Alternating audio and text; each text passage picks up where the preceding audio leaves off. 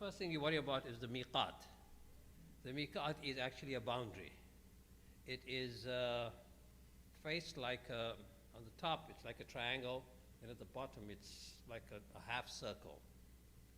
And it's miqat meaning stations. So the various stations that people have used in the past, from which point onwards you cannot enter. If you're coming in with the intention of Umrah or Hajj, then you cannot enter that sacred area without first making the niyyah of Umrah and wearing the ihram. One quick point about ihram. Ihram has two aspects to it. Ihram does not necessarily mean that you're dressed in those two pieces of cloth, or women are dressed in their ihram clothing. It does not necessarily, although that is a requirement, but that does not mean that you are in ihram. So you could very well put on your ihram in Munich. That's where I put on my ihram the last time round.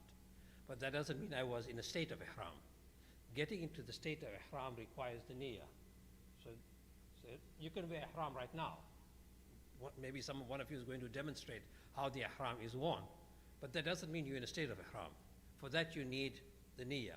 Once you make the niyyah, even if you make it in America, then you are in that state. So you have to time it well. If you do it too early and you miss your flight, then you have, there are consequences. And the miqat was important to people who used land transportation.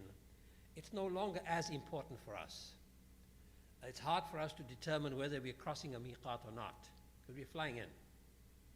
Then we have differences of opinion amongst the scholars about whether Jeddah, for instance, is a place of miqat because it's your first point of entry.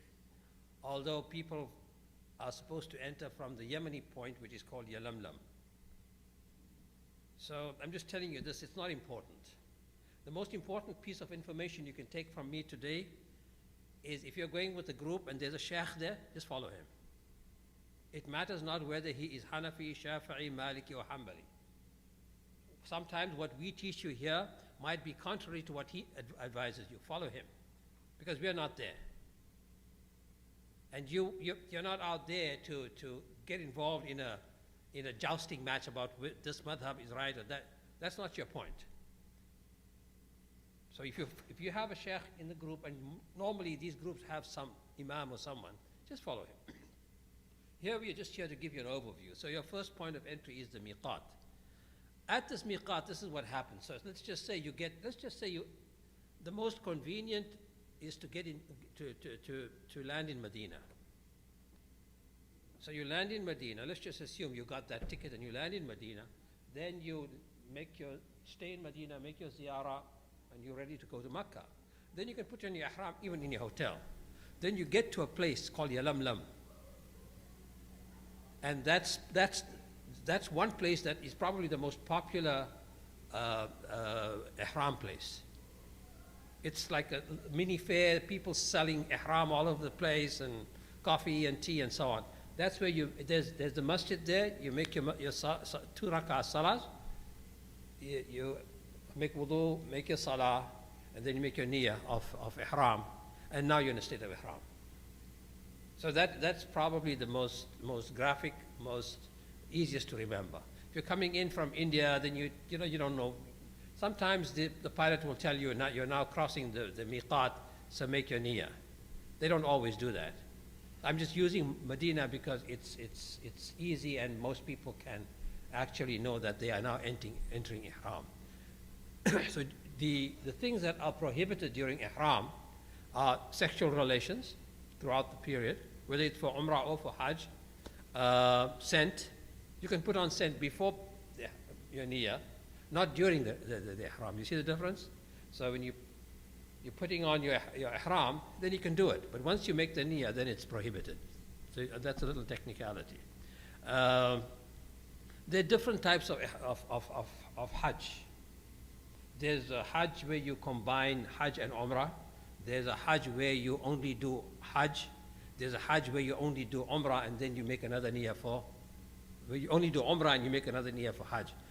again, complicated things, you don't want to get involved in it. What you have to remember, most people, especially from South Asia, they're either not taught this, but there is no rule that I know of that absolves you from this responsibility. If you choose option number 3, which is to get off in Makkah, make your Umrah, which is the small Hajj, make your Umrah, and then get back to normal, and then wait for the day of the 8th day, and then put on ihram, then you have to slaughter an animal. Because you've chosen the option which is called tamattu. So most people, I think, choose option number 3. And sometimes the imams tell them, you have to just make a sacrifice because of mistakes you may have made. This is not because of mistakes that you have made. This is nas sarih from the Quran. فَمَنْ تَمَتَّعَ بِالْعُمْرَةِ إِلَى الْحَجِّ فَمَا اسْتَيْسَرَ مِنَ الْهَدْيِ. So if you choose tamattu, then you will have to do that. So then you start your talbiyah. Labbaik Allahumma labbaik, labbaik la sharika laka labbaik. You start that. And then as you're moving closer to Makkah, you will continue saying that. Ladies softly and men loudly. So that's number 1. Any questions quickly? Take 1 or 2 and then move on. No? We got that. When you get to the haram itself, we should have had a hamra. So let's just assume this is the Kaaba. So you would come in there, doors all around it, right? And on that side is the Hajar al-Aswad. On here is the Rukn Yamani. And here you have the Hatim, which is that half moon wall. You've seen that in the pictures. So you come in, and then now you're in the state of ihram. And before you engage in the ihram, it's the tawaf itself. That's the first thing you're going to do, is you have to make a small adjustment to your ihram, which is that you keep your right shoulder open and you cover your left shoulder. So you stick the towel or the cloth underneath your right armpit and you throw it over for this particular tawaf. Not for every tawaf, for this particular one. And you would do this for the 3. And when you're doing the first 3 rak'ah, every tawaf has 7 circuits to it. Every tawaf has 7. In this first one that you're coming in, called Tawaf al-Qudum, then you would do 3 by slowly jogging, so let me say. Slight jog. Obviously, with the massive crowd there's no option for that, which is likely to be the case with you as well, that too many people, and you're trying your best to do 2 things under that's a condition. One is to not hurt yourself, and number 2, not hurt anyone else. That's your primary concern. So you should be very defensive when you are performing the tawaf, lest you hurt yourself or hurt someone else, and that's not something you want to do. People can become very energetic in the tawaf. You could get elbowed very badly. So you have to watch out for these things. I don't know if they've changed the system, but one of the good things about the COVID system was they had an inner circle only for the disabled people. What that did was it separated the able from the disabled, and it protected you from getting hurt from that wheelchair.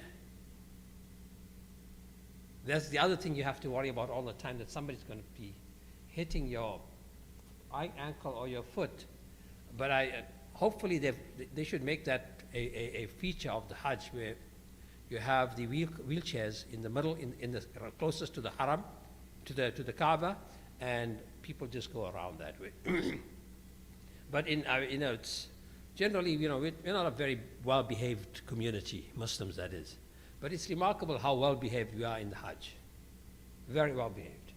And you have to understand, we don't speak the same language. We come from different parts of the world. Some of us don't even have this opportunity of being taught by some scholar.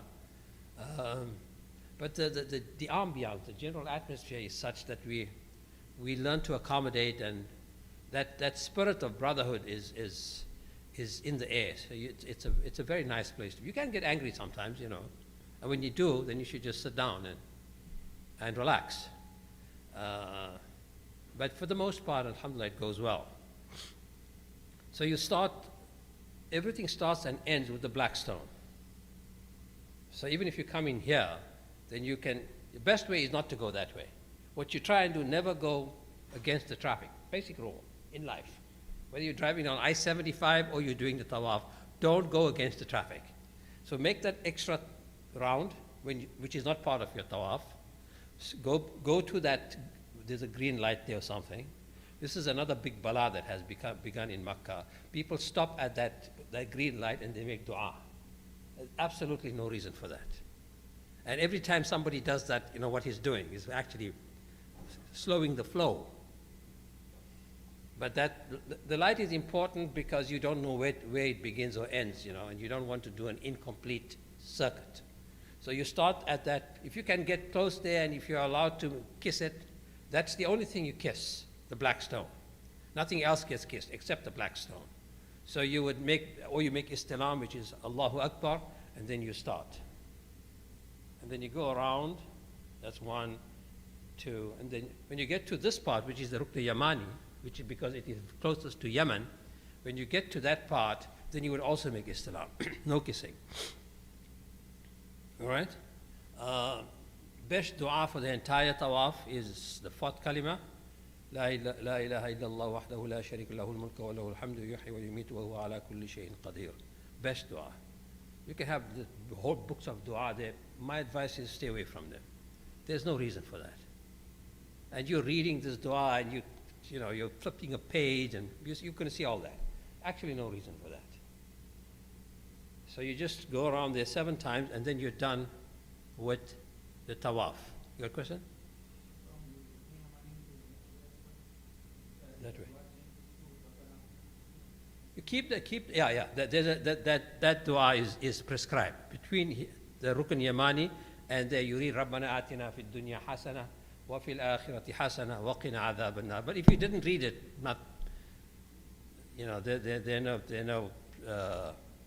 it's not an infringement of any rule as such. All right? Any other questions? No? So when you finish with that 7, then if you can, there's a place called the Maqam Ibrahim, which is the footsteps of Ibrahim when he was asked by Allah to build the Kaaba. So that spot is still there. It's now encased in a nice little box. If you can perform your 2 rak'ahs close to it, that's fine. If not, then anywhere in the haram you can perform 2 rak'ahs, and thereafter you can ask whatever dua you want to.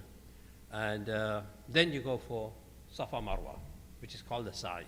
Any questions about Tawaf? Multazim is the door. You're not going to I don't think they're allowing people to get to the door. Yes. Try and keep your du'as to a minimum. Because you're going to be spending half your life just going through books and saying which dua goes here. There is no such dua. The best dua is the one that comes from the heart. That's the best dua. So and even that which comes from the heart, it should be general, not specific. Allah should give you health and things like that. Allah should protect you from poverty. Not that He should make you a rich man. Because with all of these additions to your life, they come responsibilities and their own impediments. So you don't want that. Then you go for the sa'i, which is 3.5 circuits. Don't make that mistake. It's a very long process. So you do 7 on this side, but 3.5 on the other side. So you're running between Safa and Marwa. Going down once is 1 circuit, 2nd circuit, and so on. Then that's how you get 7 circuits. So it's not 7 here and 7 there. It's 3.5 there and 7 here, okay? And you start at Safa. And you go up it's a small little hill, you go up there, say Bismillah, Allahu Akbar, and you go down. And your ihram is still on. You don't have to keep the right arm, you can cover it up. And then when you get to the green lights, you're going to see 2 green lights. You run between those 2 green lights, for men only. And if you can't run, then you just kind of give that impression that you move your body more than you would under a normal walk, so to speak. So you do that 3.5 times and you're done with the sa'i. Okay, any questions there? When you're finished with the sa'i, then you're finished with the umrah. Then you can clip your hair or you shave it, and the Prophet ﷺ made specific dua for those who shave their heads. The Quran gives you the option, مُحَلِّقِينَ رُؤُوسَكُمْ وَمُقَصِّرِينَ. These people, they go for Hajj and then they shave their heads or they clip it. So you certainly have that option, but the preferred option is that you shave your hair. And that brings you to the end of the first part of the Hajj, which is your Umrah. And then you can go to your hotel and relax and so on and wait for the beginning of the Hajj. Any questions for the Hajj, Umrah?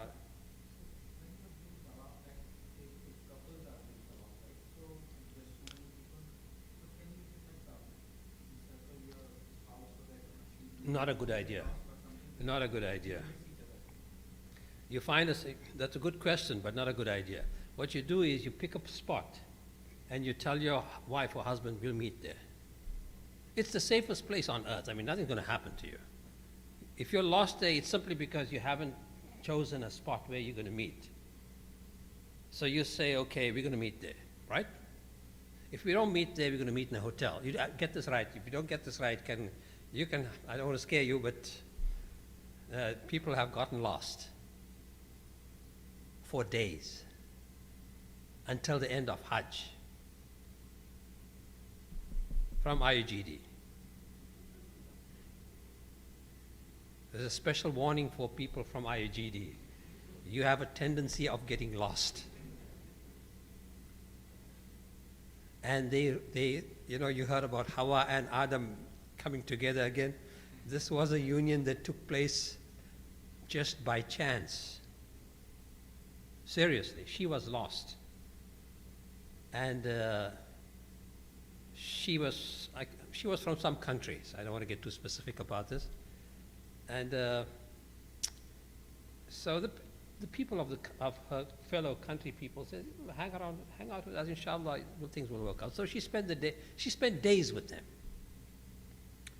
Until they went for salah one day, and she was making salah, and she got up and she was walking, and her husband walked straight into her. Yep, so it can happen. So find a spot and say, this is where we're going to meet. And by the way, this is the hotel we're at. So if we get lost, this is where we're going to meet. So you have to keep that in mind. So are we okay with that? So the reason I'm asking you not to create the circle is because you create a block for everybody else. The only way the Umrah, the Tawaf works is everybody is flowing together at the same time in the same direction. You have our brothers from Nigeria come, I don't know if they still do it. So they put all the women in the center, and then they cordon off the women. And you've seen Hakim Al-Ajwan and all of these guys, right? So these are Nigerians, they're pretty big. So there's no way you're going to be pushing them around. The Indonesians also do it, but they're smaller, so. But once you have that block, everybody has to move in your speed, or they have to go right past you, which is unnecessary. And you're going to have your own cell phones or whatever it is. So there's a chance that you can get lost. Probably likely that you would get lost. But all you have to do is know that, okay, if we get lost, see that, I think pillars are also marked inside the haram. You can check this out. Each pillar has a number on it. So you just tell her, you tell him, I will meet you at pillar, if you want to meet him, that is, at pillar number 55. And then you can meet there. All right? So now we move on to the Hajj itself. The 8th day is the beginning of the Hajj. And it's called Yawm al-Tarwiyah. It starts after Fajr. So you make your Fajr, you have your breakfast, you take your shower, you put on your ihram, and you make your niyyah, and you make 2 rak'ah salat, and you start your takbir, Allahu takbir, and you're ready. Your talbiyah, labbaik Allahumma labbaik. Then you sit and wait for the bus. When the bus comes, you get into the bus, and the bus takes you to Mina. And you're going to be performing 4 salahs in Mina. You're going to be performing Dhuhr there, Asr there, Maghrib there, 5 salahs, Isha and Fajr. So the 5 salahs you'll be performing in Mina. This is not, you haven't gotten to the Hajj spot proper. Mina becomes important when you come back. This is a sunnah, and we do it, but if you get a visa at the last moment, and you can't make it for Mina, you can go straight to Arafah. Sometimes people are bedridden and they go straight to Arafah.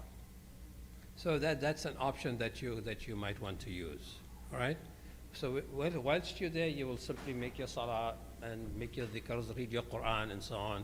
It's a day of relaxing before you go for wuquf. Wuquf is the day of Arafah.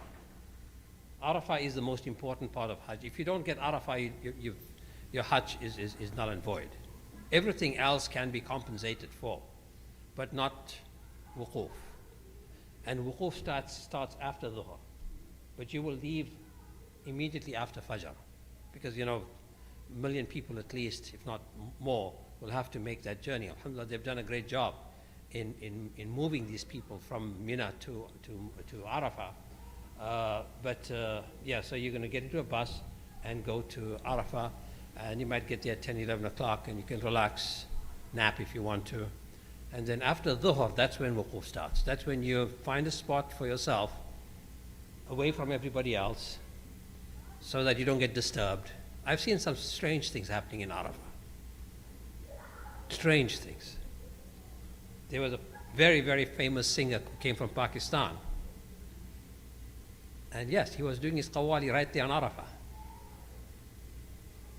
Right there on Arafah. So I've seen some very strange, in the years that I was there, very strange things. So you don't want people around you at that time. Ultimately, this is your moment. And your first Hajj is your most important Hajj. Everything else will not be the same again. You might have a more luxurious Hajj. I don't know what your financial conditions are. If you're just starting off as an engineer or a doctor, you've got piles of debt, so you're going to be taking a cheap package. But in terms of memory, this would be your golden package. Everything else would be judged by that first one. It's like the first trip you've taken on a plane. It never leaves you. So you should always appreciate that. Find yourself a spot and just sit down there, make your dua, make your dhikr and so on, and make your dhuhr, make your asr. And if the people around you and the imam who's leading you is combining, you can combine. If they're not combining and you're Hanafi, the right way is not to combine. The right way is not to combine from a Hanafi perspective. From the other schools, you combine. But you always remember that you're in a group, and you are delegating this responsibility to the imam, and if he tells you combine, you just combine and keep going with it. So you make your dhuhr and your asr, you don't make your maghrib there. As soon as the sun sets, you leave Mina, you leave Arafah, and you go to a place called Muzdalifah. And when you get to Muzdalifah, that's where you make your maghrib.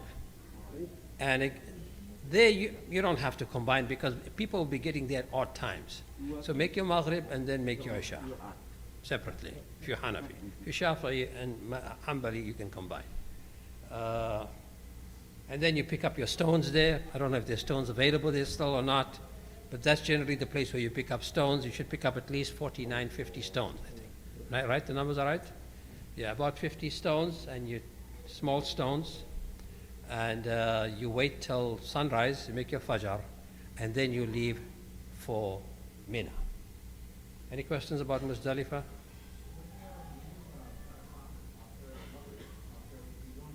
No. Doesn't matter. That's right. No, no, you make it full. Yeah.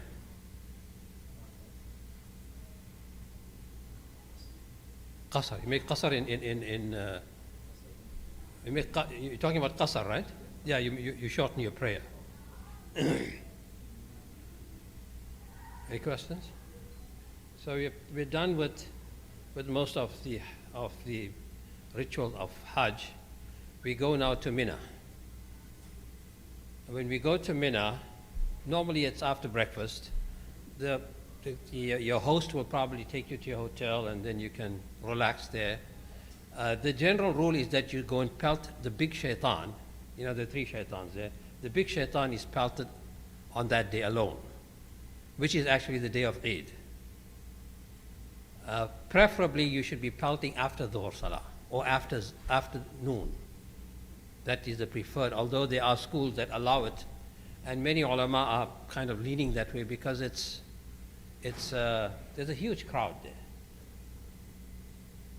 The other thing also here, when this is probably an area where you have to be very careful. If you just flow with the crowd, you're fine. Make your arrangements with your husband, your wife, your brother, your sister, that if we separate, we will meet here at this chai shop or at this place. So you know that there's a likelihood that this can happen. Don't ever go against the flow of the traffic. It's extremely dangerous. And now we talk about a very important tawaf called Tawaf al-Ifadah, which is performed after Arafah. There's more flexibility in performing this tawaf. So you will be spending 2 nights in Mina. So you can, on the day of when you come back from when you are stoning the big shaitan on the day of Eid, you can go straight to Makkah and perform your tawaf, or you can hold off until you finish with all of your rituals in Mina, and when you get back to your hotel, because I forgot to mention this, when you finish stoning the Jamarat on the 10th day, which is the day of Eid, then you have absolved yourself of all of the restrictions that apply to a muhrim, to somebody who is in a state of ihram, except for relationships. You still cannot engage in family relationships until you have performed this tawaf. Get it? And this tawaf can be performed on that day, the day after, so there's flexibility there. Depending on your health, depending on your circumstances, you might not want to go to Makkah and come back again. Things keep changing, but that can be quite a journey. Or if you're walking, that makes it a lot easier. So that's an option that you want to know, but it's an absolute requirement that you perform this tawaful ifadah. Any question?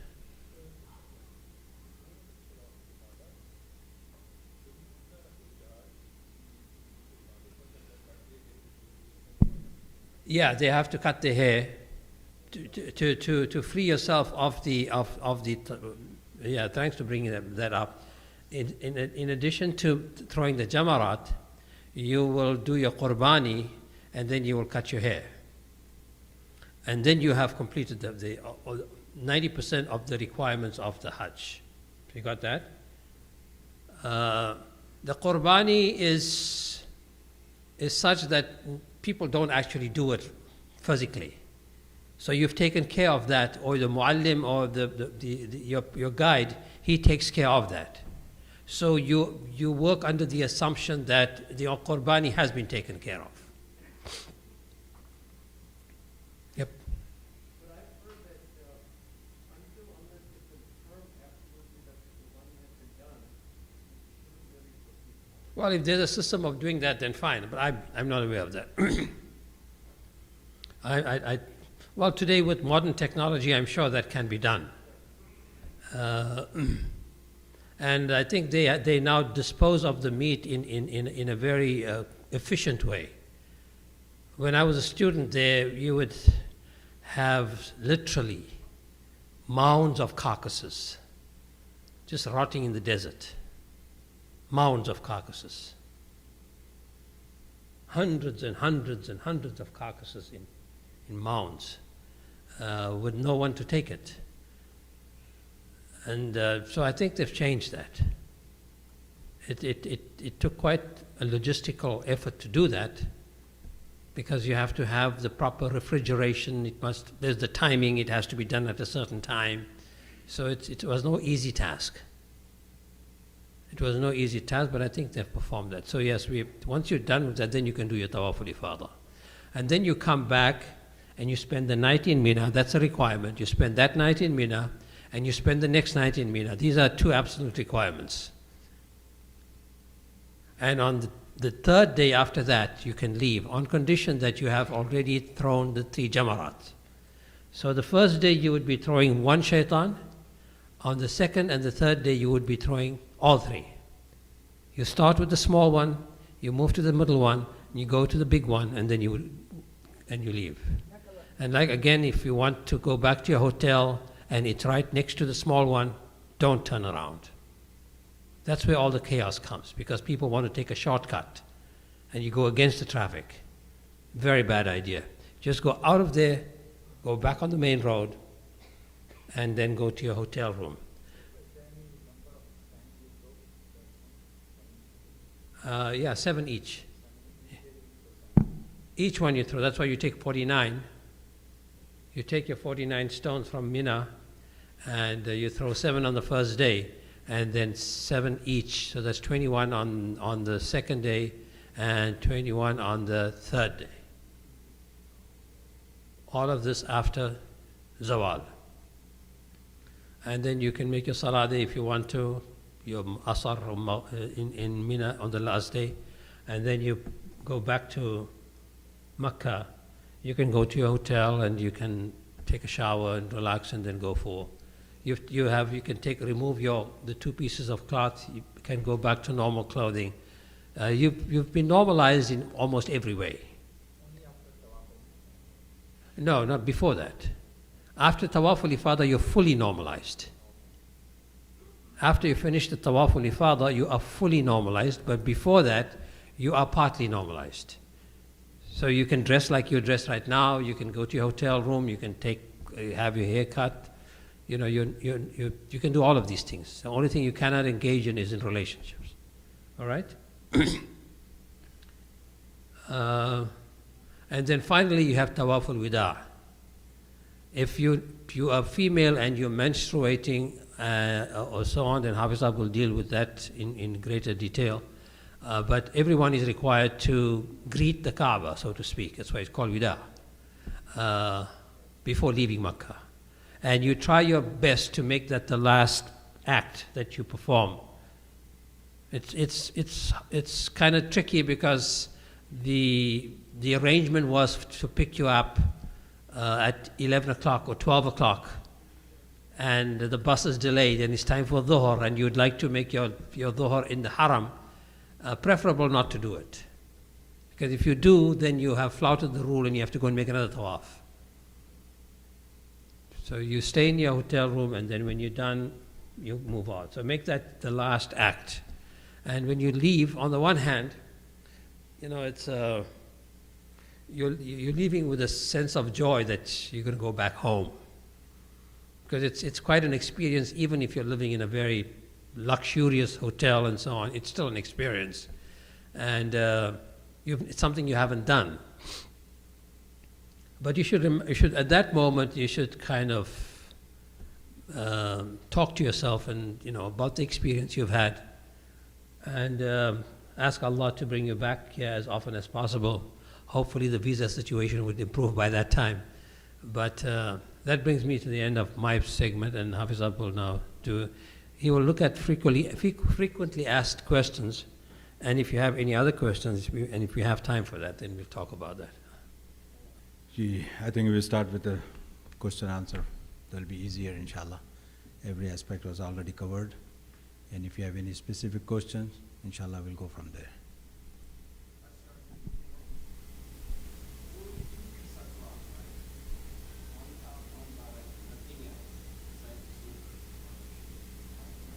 Yes. Yes. Absolutely no undergarment. No garment. No undergarment. So make sure you tie tightly. I'll show you, inshallah, practically how to tie, inshallah, in a moment. And you will be on your own. Make sure you have some Vaseline with you. Yep. Yeah. What about the belt that people wear? Belt you can have it, no problem. Ji. It looks like, mashallah, they are already prepared and everything ready.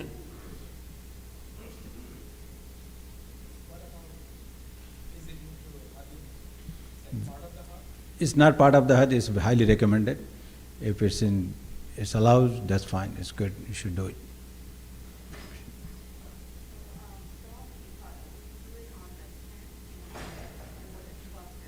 Yes.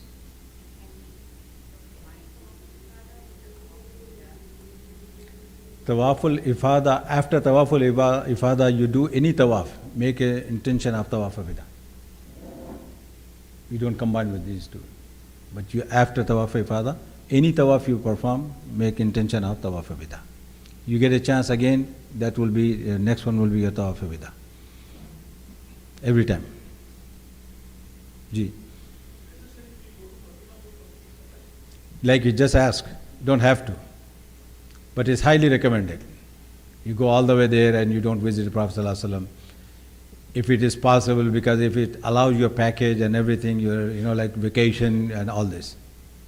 Nowadays, I don't know, because there are some packages, they don't give you Medina package at all. Really? Yeah, this time. They're giving only one.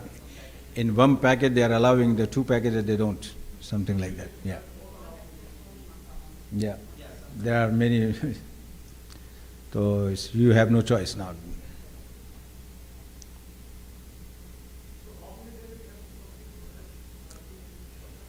You need 8, 9, 10, 11, 12, 5 days. And to perform Umrah one day, you can do it at the 8, if not, like 7. If you had you need 6 days, but officially 5 days.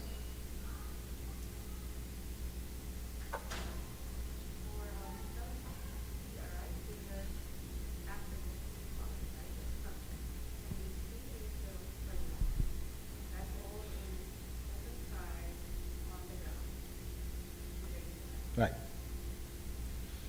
This is basically, like this scenario, Hashar will be, And I think, inshallah, this time not many people. What I heard is half of the, people used to be. So, inshallah, you'll be at peace. Don't worry, inshallah. Otherwise, you have to find a room, no matter where you're going to get a room, where you have to sleep. Sometimes, you do have your mats and everything ready, you're about to sleep, and you went to bathroom. By the time you come back, somebody's already taken your place, you're gone. It's Muzdalifah. It's a completely, the scenario of Hashar. You don't know. You just care about yourself.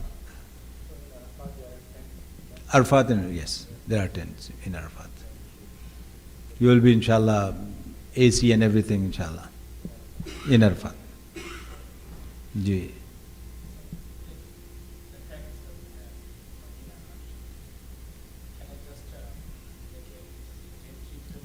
Yes, that's what people do. That's what they do. And nowadays it's very easy, mashallah, with the train.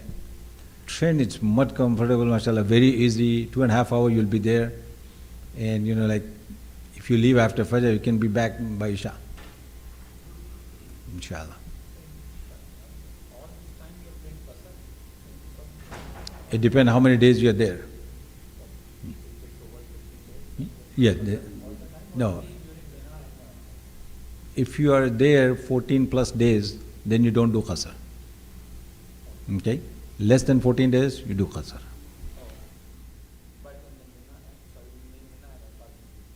Yeah. And so anyway, we say, like it won't come 14 days because from Makkah is one city and the Mina is the other city.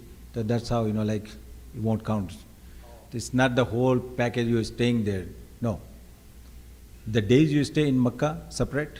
The days you spend in Mina, those are separate. Those are separate cities. And the days you go to Medina, those are also separate. Then you start new journey again. So that's why, like you will be musafir all the time, most of them. Yeah. Same thing. Yeah.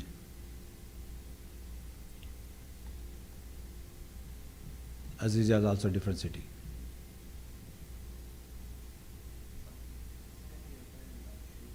There you go. No, I think they already studied, right? Shoes.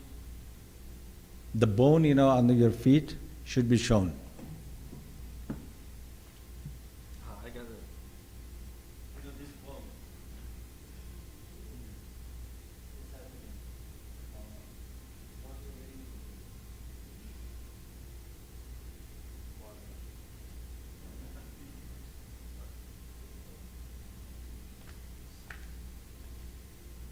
Nowadays, like sandals, summer sandals, most of them, like good.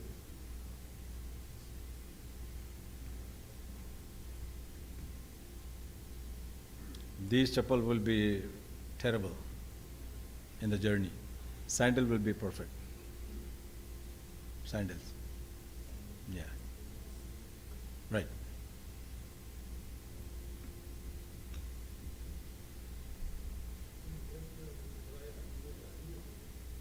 Niyat.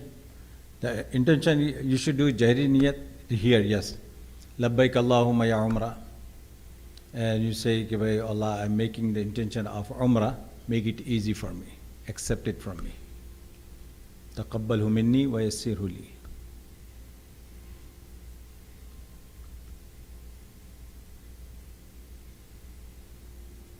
Yes.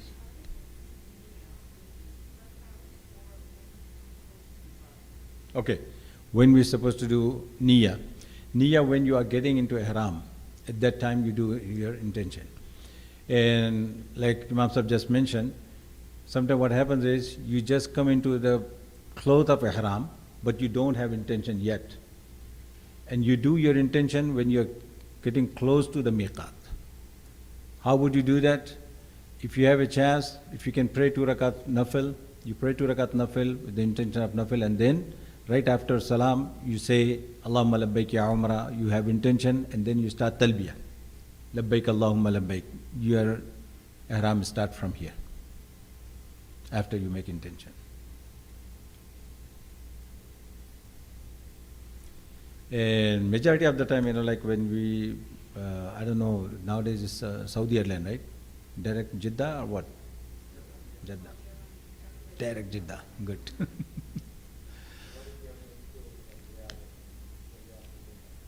That's easy. That'll be easy, inshallah. But anyway, there are majority of ulama, like if you are traveling from US to Jeddah direct, like you don't have to have ihram there. You can start from Jeddah.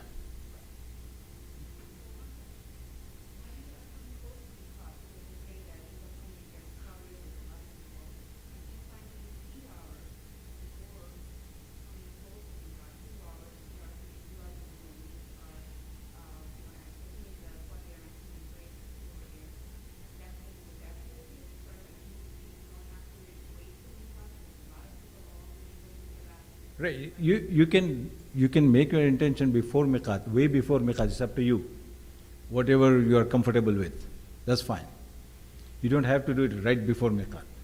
This is the limit. You should not cross the miqat without intention. That's what it is, without ihram. Even if you want, like you can do it from Detroit, from but the consequences will be there. That's what it is.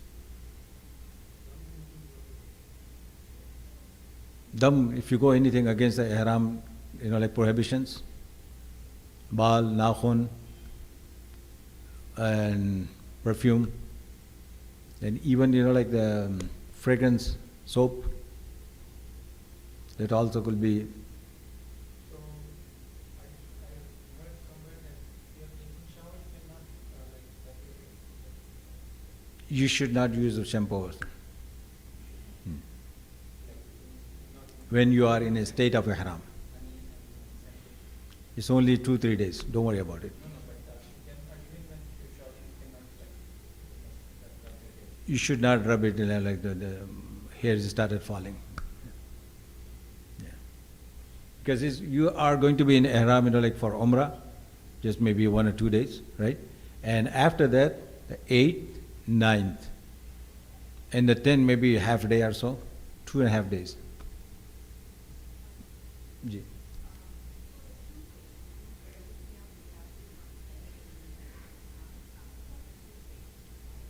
You really want to have toothpaste? Toothpaste, she's asking. Miswak. We can use at least for 2 days. No? Inshallah. Try your best as much as if you are going first time, like, please. Like do your brush without toothpaste. That's highly recommended. Ji? Salt? Okay.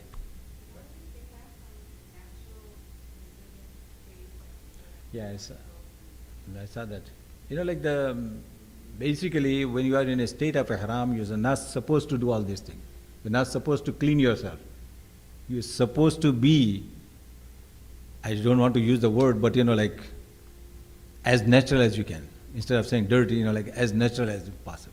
That's what it is. That's why you're not supposed to take shower if you don't have to, unless you feel too hot, like then just cool off like those things.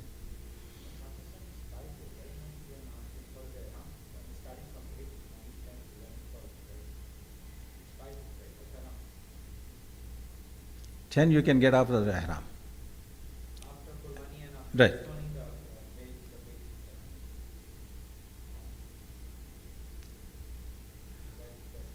Yeah.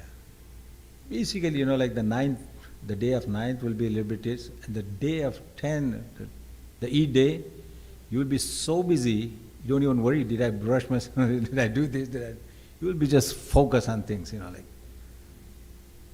Yeah.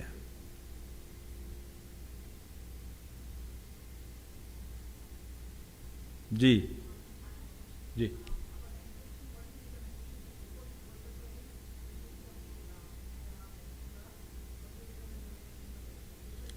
Yeah, we always recommend in the plane before miqat, like they announce it most of the time, okay, we are about to reach miqat an hour before or so. At that time, inshallah, you should make his intention, that'll be good.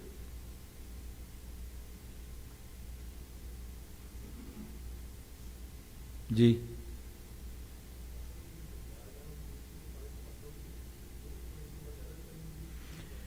The question is, like the Hujjah, they should do 2 qurbanis or 1 qurbani. 1 qurbani, like we do for Hajj Tamattu, because Allah Ta'ala provided this, like you did Umrah and Hajj in 1 travel, right?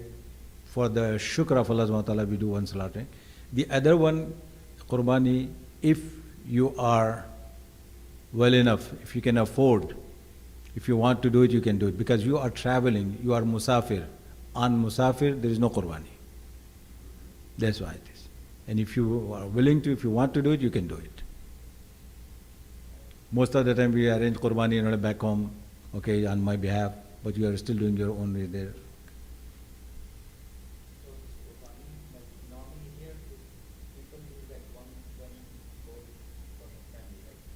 For 1 person.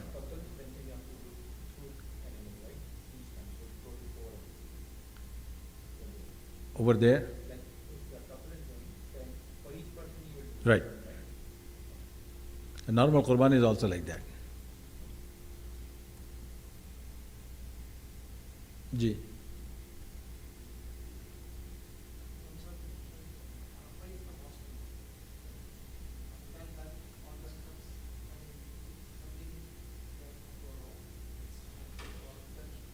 Always you can compensate for any other. Arafah is because Prophet ﷺ said, Al-Hajj Arafah. Hajj is Arafah. Because of that, like Saudi government, they also make sure if someone is there and they fell ill or something, they cannot travel, they cannot move, they'll bring them on helicopter or so, like in an ambulance, and try to make the wuquf Arafah for a few minutes and then take them back. Hajj is complete, at least.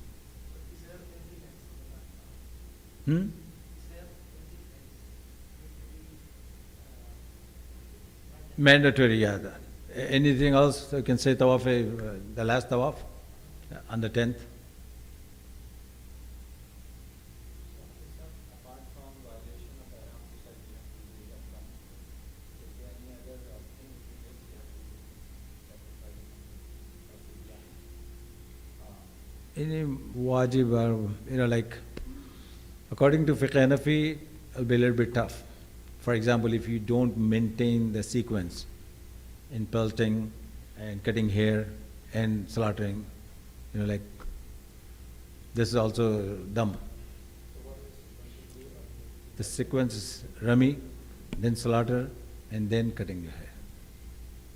So first day you do only major ones, Yeah. and then second day you do two Three. or three, and then Three.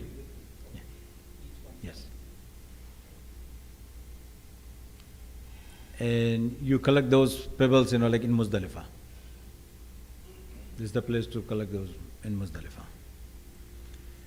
Then majority of the time we take 70 or 72 because like we used to leave on the 13th. When you stay for 13, then you do pelting again in 13, then you leave. That means you need 21 extra.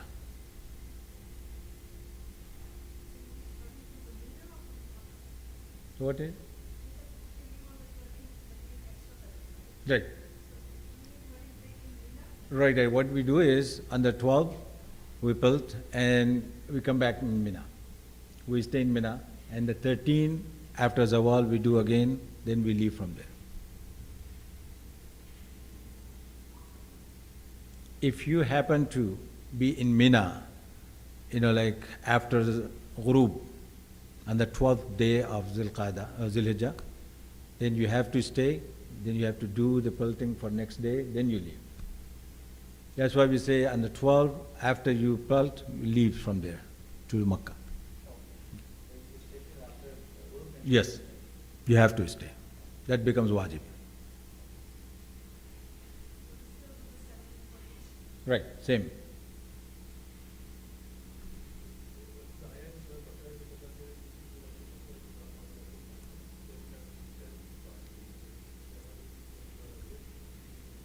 Three in Makkah, yeah.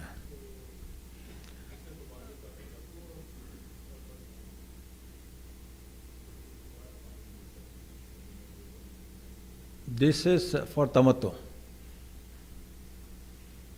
If you don't find it, 3 has to be done before Arafah, and the 7 is after.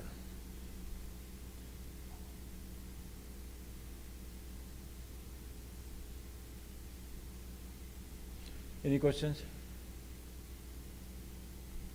I'll come to. Sure.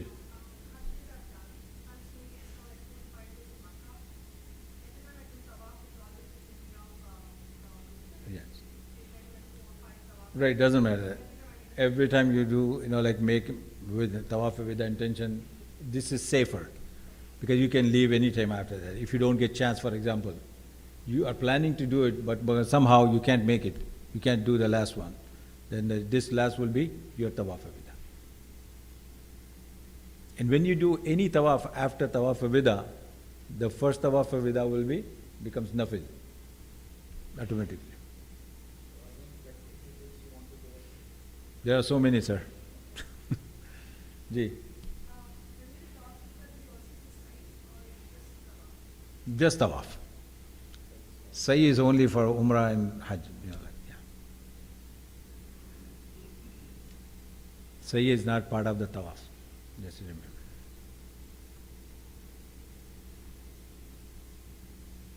Practical tips, like this is, I think after you come back, you should share with us.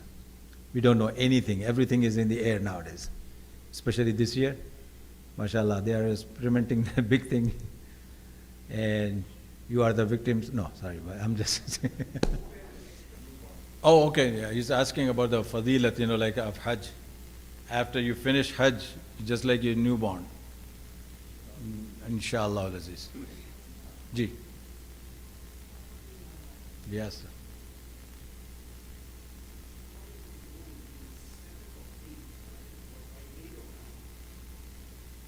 What? July? You're talking about July 7? Oh, yeah, that I don't know. Yeah, that will be according to the moon sighting. That I don't know. Yeah, because right now they match. Today is 23rd.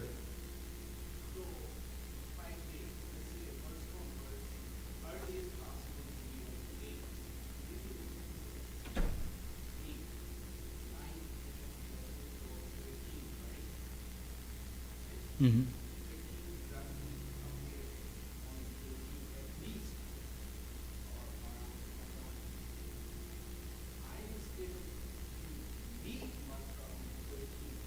There are people, they leave. Because you are done on 12. You are done on 12.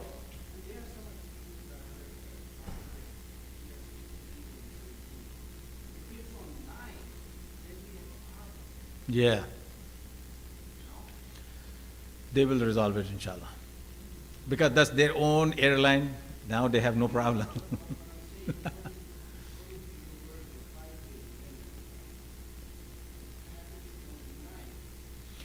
Even, even then, after you pelting, you can directly go to airport from there. You still can manage it. It is possible, and they know your flight timing. They will come and pick you up. Let's see this year.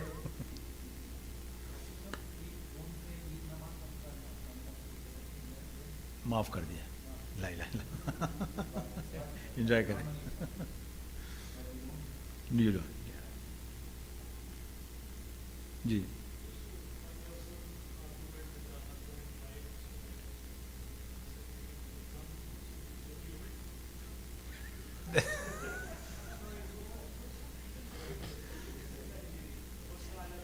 उससे आ जाता है मतलब वहाँ भी नहीं छोड़ेंगे आप मतलब तो दवाई पूछ ले रहे हैं पहले से नियत करके जाए इंशाल्लाह I'm going to change myself no ghussa at all and after I come back I will continue that inshallah after that she will be in driving seat inshallah ghussa in itself it's prohibited during the whole journey and this is basically a test فَلَا رَفَثَ وَلَا فُسُوقَ وَلَا جِدَالَ فِي الْحَجِّ. It's mentioned already because, it's a temperament of everybody will be so high. You can't wait for things, it's going to be like that. So you have to control yourself. This is basically Allah Tabarak Ta'ala. If you look at this ahkam of jihad in Surah Baqarah, ahkam of jihad and ahkam al-Hajj, they are together. Right after ahkam of jihad, Allah started Hajj. The ulama mentioned what is the connection between these two. This is the connection. This is a practical jihad basically.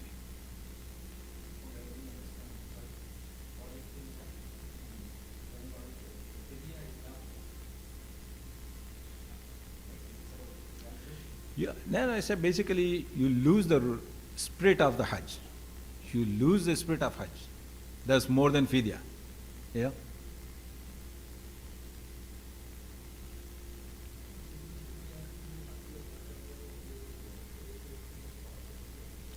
जो फजीलत है अपनी जगह लेकिन if they have no choice they can it's not part of the Hajj that's what it is it's highly recommended to go to Medina but if you have no choice can't do it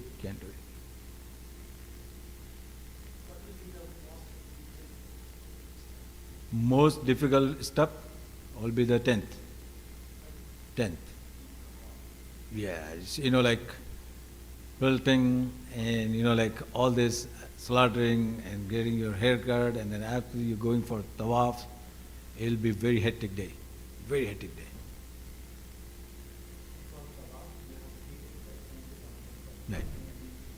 It's better you do it on 10. It's better.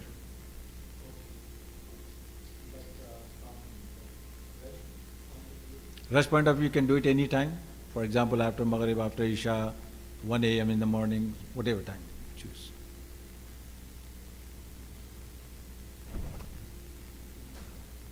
And then most of the time you plan to come back to Mina after you perform Tawaf. That will be very difficult.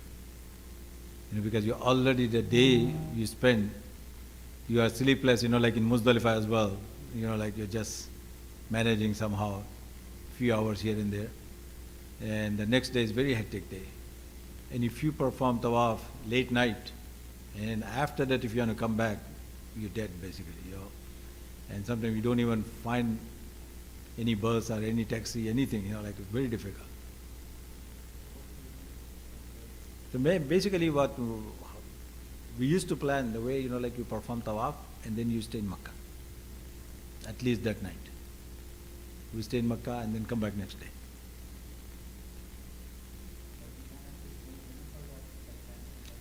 It's not must. It is recommended. It's best if you do it. But like I said, it was very hectic day. And even if you try to come back, you don't find any car or any most of the time.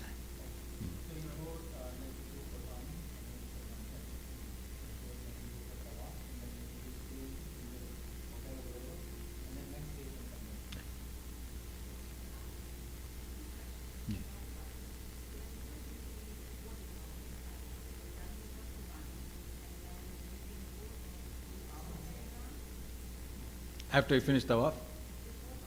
Before Tawaf, yes. If you, like slaughtering is done and you did halaq, done.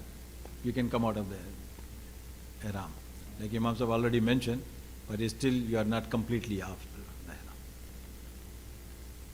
After Tawaf, yes. Ji.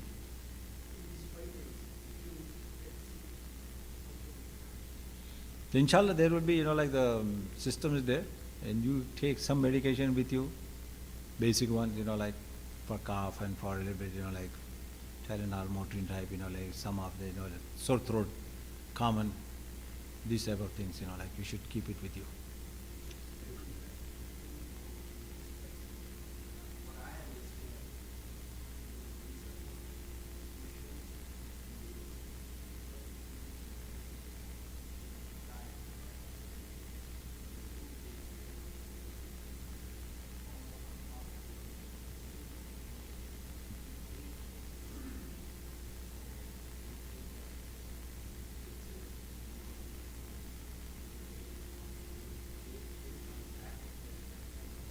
They do it all the time anyway, and they are on top of, like the game always, taking care of people, when they are sick, they take care of it very well.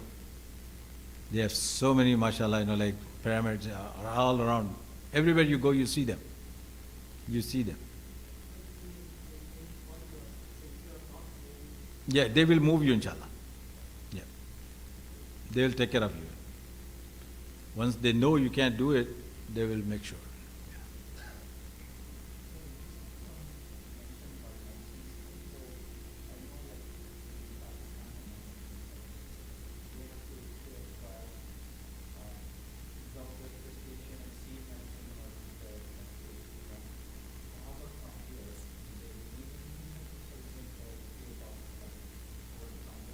Over-the-counter medicines are fine. They are fine. Yes. Yes. You have to have prescription, and then you show the medication, and they check it, cross-check, and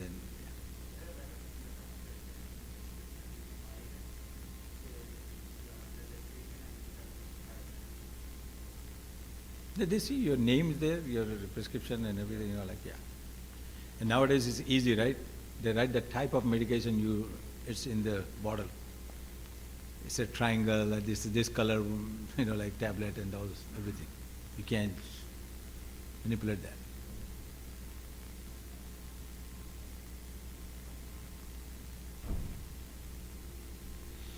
Looks like you are one of the two. You are completely ready or you are not ready at all. One of the two. Because I have no questions. Hypothetically, just get on the plane, we'll see. Right? Inshallah.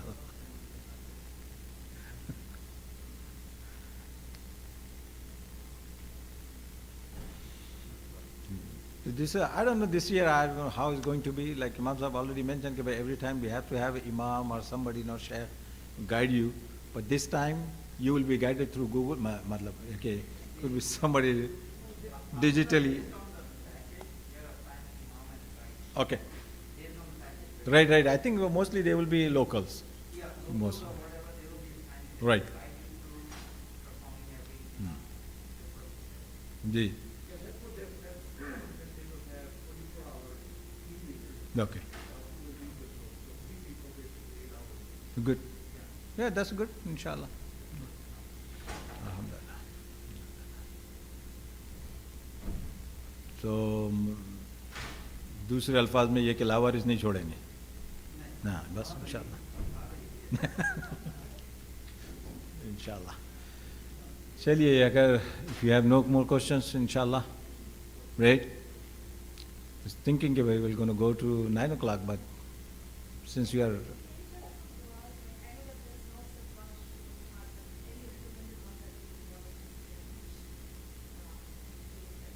see, in Arafah should be fourth kalima. La ilaha illallah wahdahu la sharika lahu lahul mulku wa lahul hamdu yuhyi wa yumiitu wa huwa ala kulli shay'in qadir.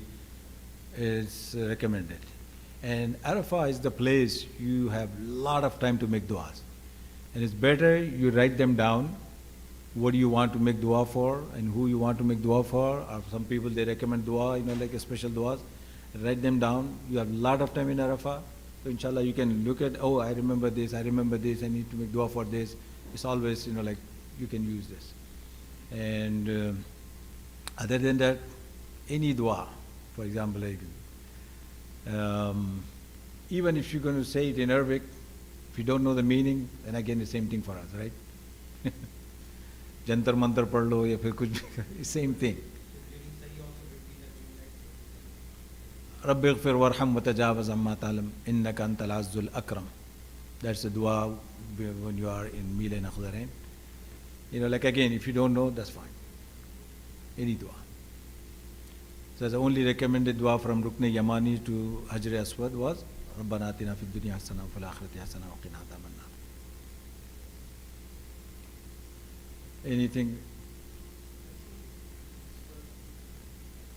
No mandatory and don't even try. It's not mandatory, don't even try basically. And nowadays you can't do it. They cordon it off already.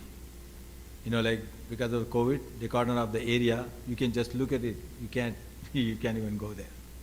Yeah. So the same thing, Multazam, Rukn Yamani, all those areas, they cordon off the whole thing, the Kaaba. Like about 3 or 4 feet, something like that. Yeah.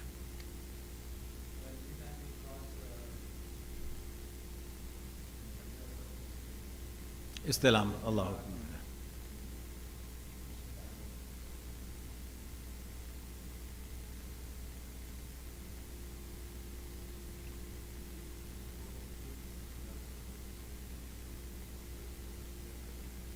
Basically, they do the same thing. Yeah. I don't know they allow this time kids under 8 over 65, something like that. I heard under 9 or something. I don't know. 12, under 12, yeah, under 12 and over 65.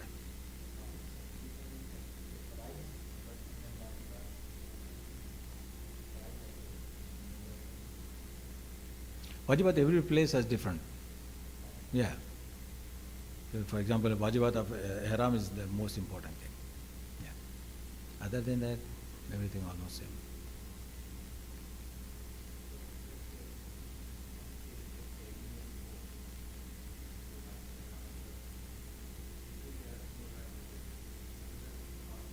"18-year-old, if we perform Hajj, is done for life.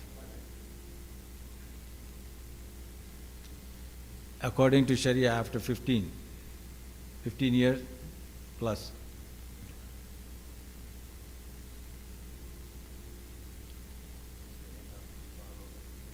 All right, basically, like Imam Sahib reminding me, before you get into state of ihram, you should clean yourself, make sure, like your hairs, your nails, and, like pubic hair especially, is very important to take care of all this, and then you get into a state of ihram. So, and no perfume, we already discussed this.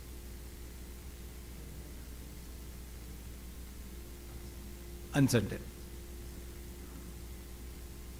And you might need, like I said, Vaseline, especially when you are in ihram, and you have to walk.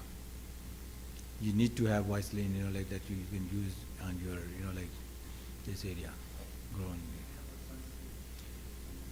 Sunscreen, you need some sun bath. This is good. It's good to have it. Don't block it. You can have it, yeah.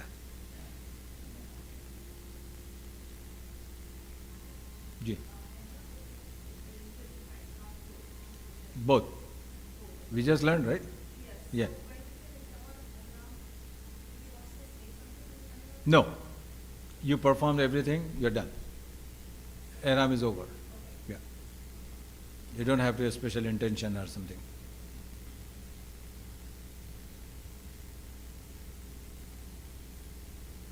And one of the things we have to be careful when it comes to ladies, like cutting their hairs, has to be minimum 1 inch. So, बाल बढ़ा लेके जाइए. Yes, देखें.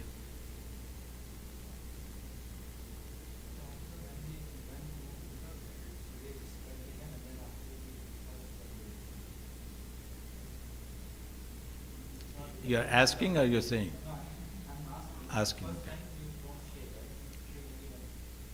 You recommended is, like shave both times. The question will be next time, we don't even have bal, right? What are you going to shave? There is no condition to have bal, like, उससे बगैर उसके भी होते हैं बेचारे, उनको भी shave करना ही होता है, right? So basically, we fulfill the requirement to just shave, regardless how, like long you have. There is like Imam Sahib already mentioned this. Prophet ﷺ dua is for them, Allahumma fil lil muhalliqeen, Allahumma fil lil muhalliqeen, Allahumma fil lil muhalliqeen, 3 times. When Prophet ﷺ said 3 times, Sahaba got scared, like, whoa, there's no room for other people. Then, wa fil lil muhalliqeen, muqassirin, sorry, wa fil lil muqassirin. The 4th time he said, those who shorten their hair, they're also, like, imagine. So that's why we have to be, inshallah. So one time Qurbani, right?